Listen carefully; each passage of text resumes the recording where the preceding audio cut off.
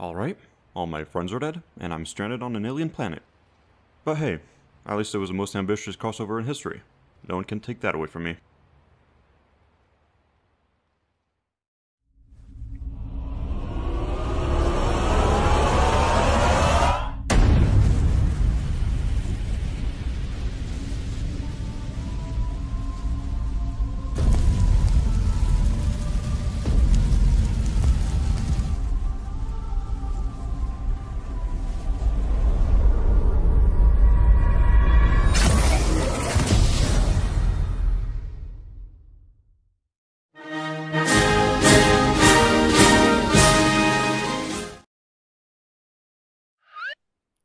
Well, howdy good morning there, Mr. Prime. What have you been doing? Hey, Mr. Prime, aren't you gonna greet me? Why would I? You've been back from VidCon for like a month. How was my trip to VidCon, you ask? It was great, thanks for asking. I actually didn't, but you're welcome, I guess. Well, of course I'll tell you all about it. You're my best friend, after all. But Steven, I really don't care. Why must you torment me like this? Dude, I'm trying to make a video about it. Just roll with it. Fine. Oh, yes, of course, Mr. Prime. Look how cruel I am for just asking you to give a crap about another human being for once in your lifetime. Yeah, that sums it up. VidCon 2018, baby! It all started on Tuesday, the 19th of June. Big boy Steven went to the airport so he could fly to California. He made it through the TSA with 30 minutes to spare, which was plenty of time to walk the 10 meters needed to get to his gate. However, "Stop right there," said TSA guy number 1. "Something showed up on your x-ray, so come back here so we can check your lower spine for bombs." That doesn't make sense, but sure, why not? What's the worst that can happen? After 5 minutes of a thorough pat-down, TSA guy number 2 said, "Wait a second. What if he had the time to hide something in his backpack?" "That is an excellent point. We shall empty his entire travel bag and search every corner." So, the brave men of the TSA did just that for an extra 15 minutes. And by the time Steven was set free, he had 10 minutes before his plane took off. Which is how Steven learned that they close the gate 10 minutes before the plane takes off. Which means not only did Steven miss his flight, but he got the added bonus of watching his plane take off without him. Golly gee, Steven, it sounds like you should have, gotten to the airport on time. I did get to the airport on time. They say, get to your gate with 30 minutes to spare, which I would have done if it weren't for those meddling TSA agents! Your job is useless and so are you. Cool. So, what do you do next? Well, I called Delta Airlines and they were happy to reschedule me for the next day. However, they did charge me an extra $250 for the change. Sucks to suck. I mean, why wouldn't they? We're Delta Airlines, and life is a fucking nightmare. So, since I had nothing else to do that day, I spent my whole time complaining on Twitter until they gave me my money back. Which they did. But they said it was only a one-time exception because I was crying a lot on the phone. Ooh. Is it weird that the idea of you crying turns me on? So, the next day, it was the 20th of June. Steven went back to the airport and actually made it on his plane to head to California. Wow, Steven, your life is so fascinating. I can't wait to hear what happened next. Mr. Prime, I could do without your sarcasm. And I could do without listening to your boring story, Steven. Anyway, once in Anaheim, I went to my hotel and was greeted by friends who are actually nice to me. The people I was staying with were Chili Panda, Rude Rhino, Tabs, Ginger Pill, Turtle Amigo, and Emerichu. And unlike you, they made me feel welcomed. Because they are better people than you, Mr. Prime. Oh no, Steven, why would you say something like that? You hurt my feelings. Ouchie. Then we went to the beach. The entire animation community was over there. It was insane. It's Steven! Hey, it's Steven! It's the pineapple French! Oh, baguettes! Oui, bien sûr. J'adore les grosses baguettes dans ma bouche. Yeah!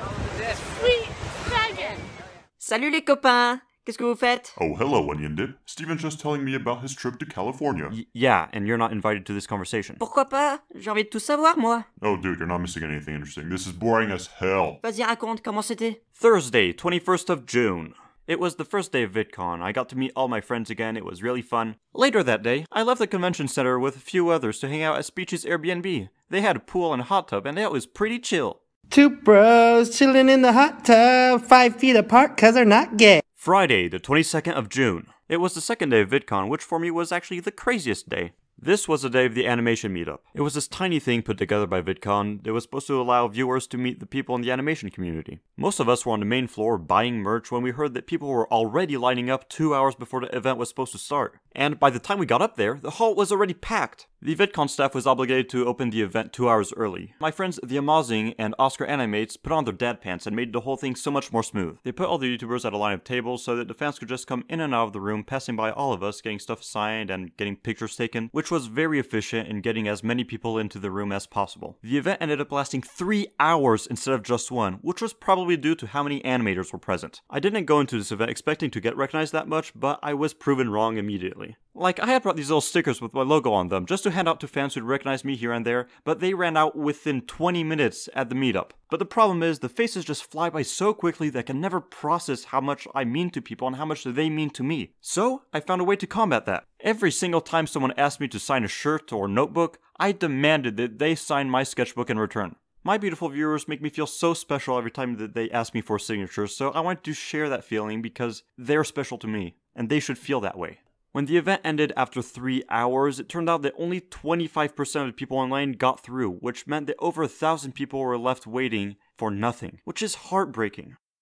In the evening, Channel Frederator invited us to dinner, which was very nice, and after that, I headed out with a few others to do some karaoke. It turns out, I still can't sing, so I just resigned myself to using a stupid voice and hoped it was funny. I don't know if I mentioned it earlier, but every night we were in California, we somehow ended up at Kurt's place again. And that's because Kurt Ritchie throws the best parties. Saturday, 23rd of June, third day of VidCon. This one went by pretty fast. In the morning, my friends Chris and Gingerpel were part of this little secret music performance. And in the afternoon, there was an animation Q&A panel. Unfortunately, history repeated itself and there were way too many people in line and not enough seats in the panel. And when my buddies and I were standing in line, we got swarmed with people that recognized us, so much so that it was causing a security hazard, so we ended up getting pulled out of sight in order to not add to the chaos there already was. Steven, you do know that you only got pulled aside because your friends were famous. Yeah, I know. Good. I was just making sure you didn't feel special. Gosh, who hurt you? Oh, well, since you asked. Non, tais-toi. Laisse Steven terminer son histoire. That day ended with partying at Kurt's place, because of course we did. Sunday, 24th of June. It was my last full day in California.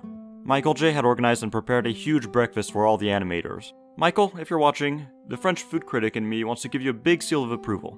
I spent the remainder of the day playing Jackbox.tv and Super Smash Bros. With Corey, Mads, Turtle, and friends. And at the end of the day, my hotel group was all invited to this mansion party in Hollywood Hills. And before you ask, yes, Kurt Ritchie was behind this party as well. It was a very pleasant and emotionally charged evening. It really put my whole trip to California into perspective, and words are not enough to describe how important this was to me.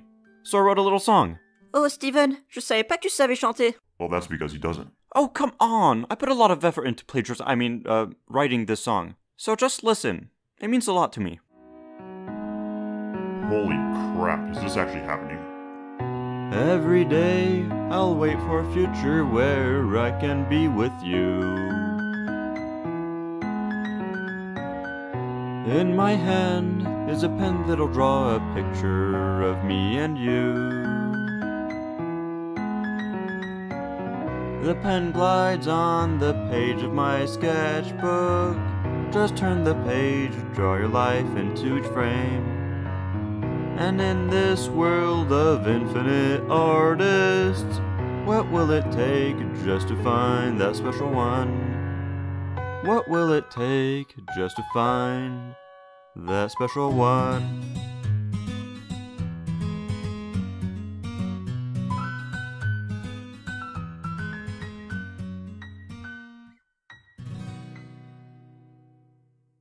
Now, Mr. Prime, be honest. What do you think? Ugh, so dramatic. Steven, please don't do that again. Well, excuse me, princess. We can't all get Boy in a Band to make a song for us. Bah moi, en tout cas, j'ai beaucoup aimé la chanson. Okay then, is it fair to hope that the video's over now? Yeah, I guess. The only thing that happened after the party is I went to the movies with Laddie and Rush. And the next day I took an Uber to the airport with Tabs. So yeah, awesome trip. I can't wait for next year. Hey everyone, it's me, Steven. I really hope you enjoyed the video, and it means so much to me that you watched till the very end. This was kind of a love letter from me to the entire animation community, or at least to the people I saw at VidCon with other friends, fans, and people I look up to. If you enjoyed it, think about subscribing. And if you're a returning subscriber, well, I want to say that I have a few announcements that'll be coming up real soon. Stuff that I'm really excited about, and there's a lot of it to talk about, so stay tuned.